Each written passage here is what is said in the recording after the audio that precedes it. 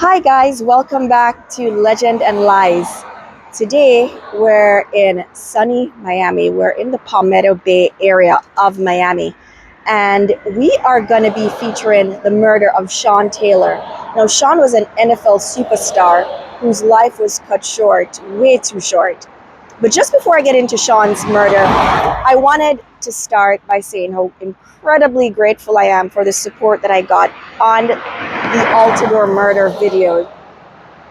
It was the first time that I debuted my face on the channel, and your encouragement truly meant the world to me.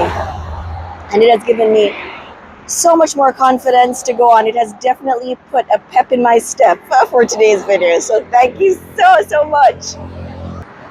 Now, I'll tell you more about Sean Taylor's story.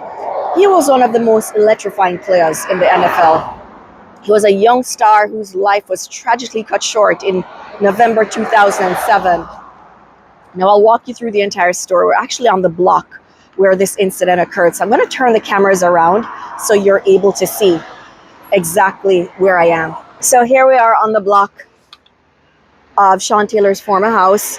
And I'll give you a little bit of background about Sean Taylor. So he was born in Miami in 1983, and he initially lived with his mom, grandmother, and half-siblings. But about 11, he went to live with his dad in the same city, in Miami, here in Miami. And he played high school football at Gulliver Prep. Now, some may be familiar with that school. It's a pretty popular school here in South Dade. It's a private school, and O.J. Simpson kids also went to that school when he moved from California down here into Florida. So Sean met his future fiance, Jackie, at that very high school. She played soccer there as well. After high school, he was recruited for the Hurricanes. That's the University of Miami. After college, he was drafted by the Washington Redskins in 2004. He was also known in the NFL for his hard hits and just an incredible talent. He was considered one of the league's top safeties. That's the position he played. So on the night of the murder, we're walking towards the house right now. On the night of the murder, which was November 26, 2007, Sean was at home here in this very neighborhood with his fiance and his 18-month-old daughter. That night, intruders broke into his house while the family was in bed. So they're basically preparing for bed and then heard noises coming from the living room area. Now, he immediately went to the door with his machete to see what was going on. The minute he opened the door, he was shot in the leg. Now, sadly, that shot severed his femoral artery, which is one of the main veins that runs from the groin area in the upper thigh down to the leg, the bottom, down to your ankle. So it turns out the suspect, who was the mastermind behind this break-in, was Jason Mitchell.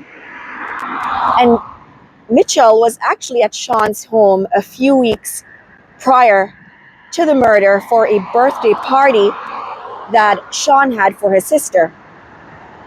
And what this guy had noticed was Sean giving his sister $10,000 in cash. And that made him concoct this entire burglary plan. Turns out the shooter who actually shot Sean that night was only 17 years old at the time. So they all got hefty sentences. The mastermind, he got a life sentence. The shooter, he got 57 years. I think I read that he'll be out of prison by the time he's 74. So lots of time to think about all the damage that he has done, all the lives that he has changed. You know, walking this block, it's like you can feel the weight of what was lost here. And we're looking at the house right now. It's this one with a white gate. I'll try and get a better angle.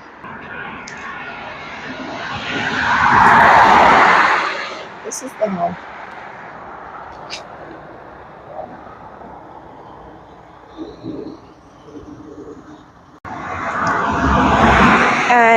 here we are standing in front of what was once Sean Taylor's house. It's hard not to feel the weight of what happened here. The home was a place of love, dreams, family gatherings, and promise. But it also became the site of unimaginable tragedy. You know, this is a sober reminder of how fleeting life can be and how violence can shatter lives in an instant.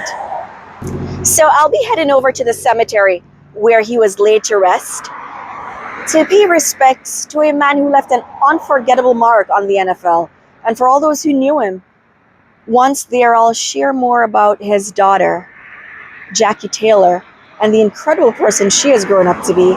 And she is definitely keeping her dad's legacy alive in her own way. I'll tell you more about that.